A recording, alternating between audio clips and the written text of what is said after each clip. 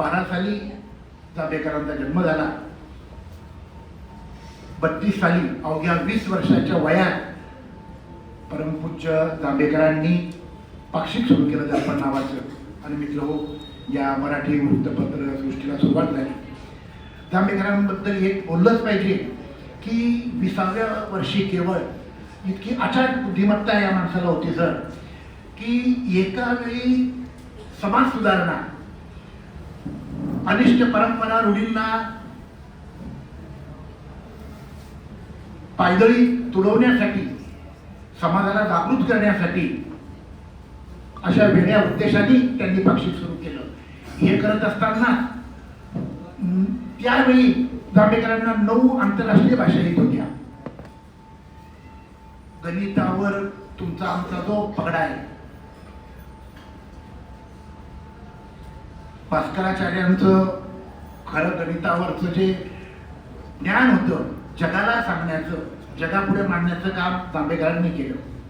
तुमची आमची कामधेनू आपण बोलतो ज्ञानेश्वरी, ती सर्वांना समजावी म्हणून मराठीतून प्रकाशित करण्याचं पहिलं काम प्रकाशक म्हणूनही आणि एक समाज सुधारक म्हणूनही जांभेकरांनी केलं.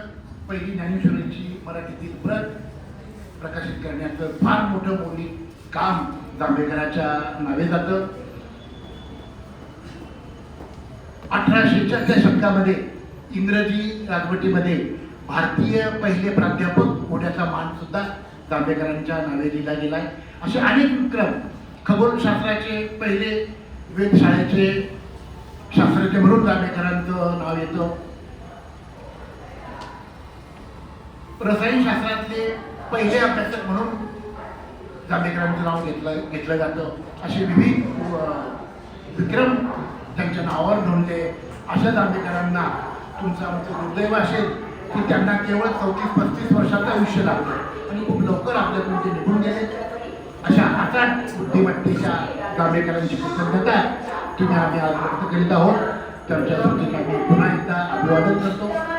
मित्र हो, वसई तालुक्याची पत्रकारिता, त्या पत्रकारितेवर बोलताना स्वर्गीय रॉकरवाला असतील, स्वर्गीय विजयानंद पाटील असेल, आमची सहकारी जी अल्प वयातच आमच्यातून निघून गेली स्वर्गीय तृप्ती देसाई असेल, अशी काही नावं घेतल्याशिवाय वसईच्या पत्रकारांचा इतिहास पुढे सरकत नाही. आमचे हरिहर बाबरेकर आमचे मार्गदर्शक, आमच्या संस्थेचे सल्लागार सुद्धा होते. 2 वर्ष झाले बाबरेकर सरही आमच्यातून निघून गेले आणि यांच्या नावं घेतल्याशिवाय आमची पिढी पुढे जात नाही. मी 2ऱ्या-3ऱ्या वसईतील पिढीचा प्रतिनिधी म्हणून आता काम करतोय. माझ्यासोबत अनेक माझे सहकारी कार्यरत आहेत. आमचा प्रयत्न असतो की किमान एक तरी कार्यक्रम, पत्रकार दिनाचा तरी कार्यक्रम जाहीरपणे आपण द्यावा.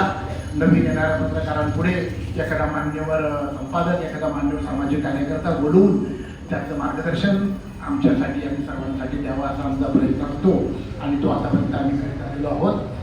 यंदा थोडंसं राजकारणाचं संभ्रमित आणि संक्रमित वातावरण असल्यामुळे आपण राज्यकर्त्यांना बोलवणं टाळलेलं आहे आणि त्यांनाही वेळ नाही. याची माझी आमदार खासदारांना ती त्यांच्या सगळ्या प्रक्रियेमध्ये व्यस्त आहे. त्यामुळे बोलवायचं कुणाला असा एक प्रश्न समोर आला. आमचे संपादक ते ठरलेले असतातच. मी सरांना विचारलं, सरांनी यायचं कबूल केलं. सरांनी 3-4 वर्ष सतत विचारल्यावर यंदा सांगितलं की येतो आणि सावंतरांनी शब्द पाळलेला आहे. तसं दुसरं मान्यवर कुणाला बोलूया म्हणून समोर विषय होता. तर मनात आलं की नालासोपारा सांस्कृतिकदृष्ट्या उपेक्षित शहर आहे, त्यासाठीच आपण गेले 2 वर्ष हा कार्यक्रम नालासोपाऱ्यात घेत आहोत.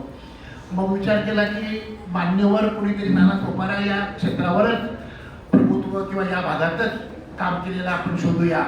आणि मग डोक्यात एक नाव आलं की ज्यांनी 40 वर्ष 75 इमारती उभ्या केल्या आणि केवळ बिल्डर म्हणूनच ते ख्यातनाम नाहीत, तर आईवडिलांच्या ट्रस्टच्या माध्यमातून प्रचंड असं वैद्यकीय क्षेत्रात त्यांचं काम आहे, शिक्षण क्षेत्रात काम आहे. स्वतःच्या मुलीला लग्नात आलेला 11 लाख रुपयांचा आहे आमच्या पीटर फर्नांडिस सरांनी दवाखान्याला हॉस्पिटलला वैद्यकीय सेवेसाठी अर्पित केला. आणि म्हणजे अनेक त्यांचे कामं आहेत. मग आम्ही विचार केला की अशा पीटर फर्नांडिस साहेबांना आपण आपलं व्यासपीठ का देऊ नये आणि एक त्या निमित्ताने त्यांचा गौरव पत्रकारांच्या वतीने का होऊन जाऊ नये. माझ्या सहकाऱ्यांना सांगितलं, आमचे घेतले साहेब आमच्या जागीरांना सांगितलं, तर त्यांनी कल्पना उचलून धरली की आपण प्रसिद्धी प्राणमुख राहिलेल्या अशा व्यक्तीला जर मान दिला तर खऱ्या अर्थाने पत्रकार दिन साजरा केला असं होणार आहे, असं आमच्या सहकाऱ्यांनी मला अनुमोदन दिलं.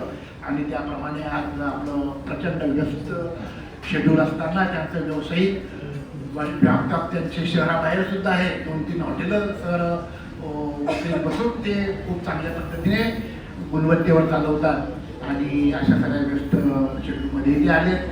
नंतर कार्यक्रम कुठे घ्यायचा हा एक प्रश्न होता.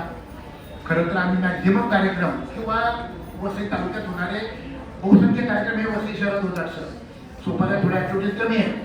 गेल्या वर्षापासून आम्हाला आशा डिसूजा मॅडम आणि दीप सर यांनी आम्हाला म्हणजे आमच्या पत्रकार सहकार्याशी त्यांचं इतकं सौहार्दाचं नातं निर्माण झालं की त्यांनी सांगितलं की सर कधी तुमचा कार्यक्रम असो हक्काने आपली शाळा पुढे तुमच्यासाठी. आणि त्यांना सुद्धा या अशा कार्यक्रमामध्ये खूप असा रस असतो, खूप असा उत्साह असतो आणि त्यांच्या युवक विद्यार्थ्यांपुढे सुद्धा हा पत्रकारितेचा ज्ञानाचा हा संस्कार लावा अशा प्रामाणिक उद्दिष्टाने ते आम्हाला बोलवत असतात. आणि मग नाला सोपारा शहराचा कार्यक्रम निश्चित झाला. आपण बघता की खूप चांगल्या पद्धतीने मॅडमने इथे वातावरण निर्माण केलेलं आहे आणि या कार्यक्रमात आज आपल्याला त्यांनी तुझ्याची साथ दिलेली आहे. मी मॅडमचं या निमित्ताने इथे कृतज्ञता व्यक्त करतो आणि माझं लांबलेलं असेल ते माझं भाषण संपवतो. आपल्याला दोघं मान्यवरांना थँक्यू व्हेरी मच. सर्वांना पत्रकार दिनाच्या हार्दिक हार्दिक शुभेच्छा. धन्यवाद.